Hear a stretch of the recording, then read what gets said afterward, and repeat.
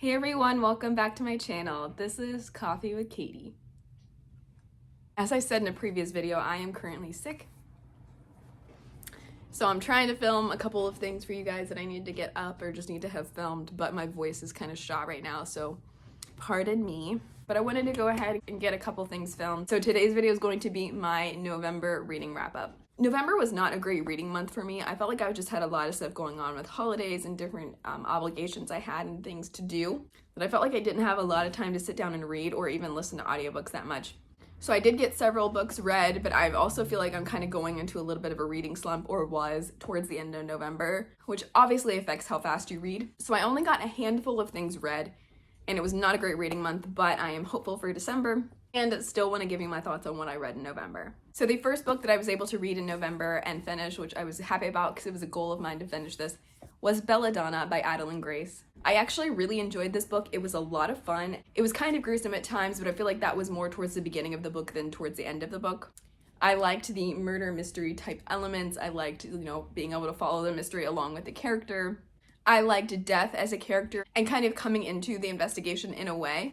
And you figure out why this character has the ability that she has as you go. And the cliffhanger was fun, and so I'm very intrigued to get to book 2, which comes out next year, because I have to know what happens now, But yeah, I thought this was a fun book. I did not love Adeline Grace's last duology as much. Like, I liked All the Stars and Teeth. I liked the first book, but the second book kind of fell a little bit flat for me. So I'm hoping that's not the case with this series and that this book's not the best one. But I really did like it and am curious to see what else this author creates. But yeah, I enjoyed this. This was fun. I believe I gave it 4 stars. The next book I was able to read was The Atlas Paradox by Olivia Blake. This is the Waterstones edition. I did listen to this on audiobook because if you don't know, it is narrated by a full cast of characters, which is really fun. So I did end up listening to this, and like the first one, I have such a strange opinion of this book. It feels like it's very easy to listen to and go through, and you're intrigued, but I feel like there's not truly a lot happening. And it kind of confuses me because I do really like it, but it's not the best thing I've ever read. I'm not super invested, but I want to know what happens, and I'm interested, so I'm listening, and it's easy to get through. But I'm not on the edge of my seat, if that makes sense. So I feel like I have such a strange relationship with this book and this series, because it's good, it's okay, but it's not the best, but I'm interested and I want to keep reading. I don't know, it's so strange. Because I feel like the author has this way of writing where you're interested in the characters and their development, but there's not a lot of plot happening, which is usually an issue for me, and it kind of is in this. It irritates me a little bit, where the plot just seems to be moving forward so slowly, but there's so much going on with all the different characters that you're still interested. I don't know, it's weird. And I do still like it, but it's also middle of the road for me. It's not fantastic, it's not horrible. So anyway, I liked that the author expounded a little bit more on the universe, and you get a little bit more of the characters and the depth and the magic, but it's also not very explained, which continually frustrates me.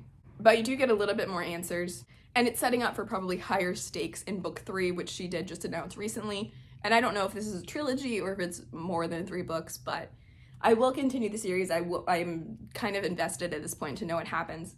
So I did like this, but I didn't like it as much as the first one.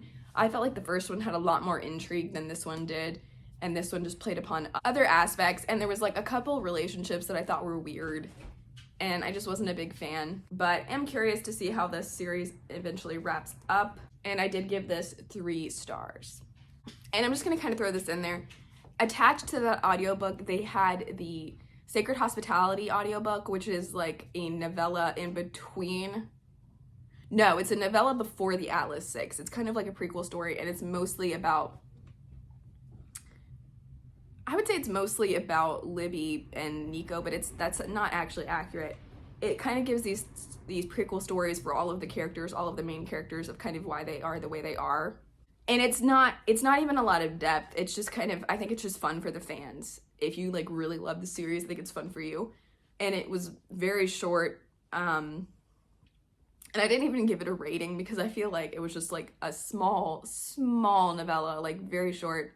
Didn't really deserve me to rate it. Not in a bad or good way. I just felt like it wasn't right for me to rate it because I'm not a huge fan of it, so it's not written for me, if you know what I mean. And it was so short that I just didn't even know what happened. And there was some cool little background stuff, but not much. But I would say if you're a big fan of the series or you really enjoy the series, I would encourage you to read that or listen to it. It was there. I read it. I'm not going to rate it or anything, but it was a thing. The last book that I read in November that actually took me a while to get through, and I'm not really sure why, was Cursed by Marissa Meyer. This is the final book in the Gilded duology. First one being Gilded. And I liked this, but again, not as much as the first. You obviously get the story wrapped up and you get answers to a lot of the questions. I felt I wasn't really happy with a lot of the resolutions this gave, and I was frustrated with a couple of the decisions that were made. There's also several tropes in here that I really dislike that were used, which, you know, it's not the author's fault. I don't like those tropes, but I don't like them. So there were a couple of things like that that I just didn't appreciate, but again, that's a me thing, not an author or writing thing.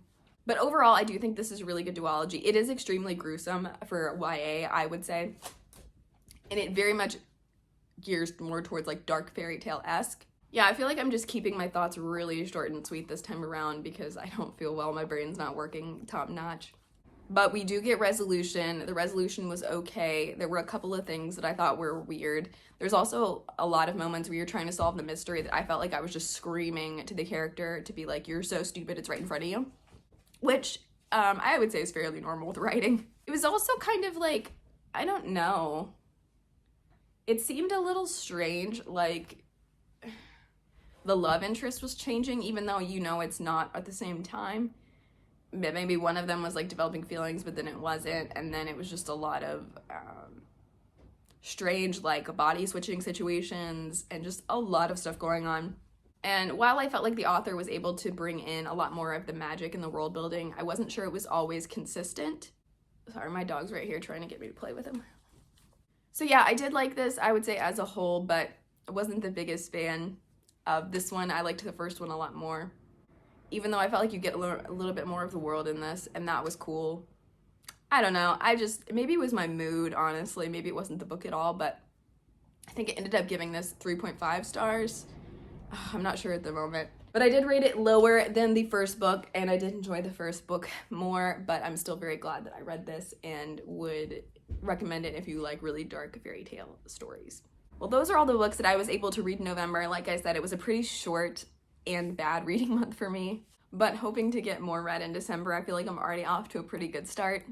Also looking forward to filming more videos about end of the year stuff and reading goals for 2023. But for now, that is it for today's video. Thank you so much for watching. Please comment down below books that got you out of a reading slump because I would love to know that. Please like this video if you liked it, subscribe if you want to, and I will see you next time. Stay safe and caffeinated. Bye.